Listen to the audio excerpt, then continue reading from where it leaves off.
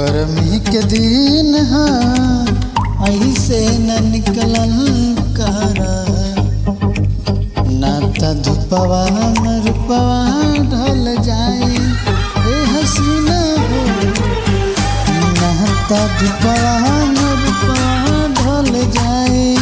ऐसे जे चलबू त हसीना हो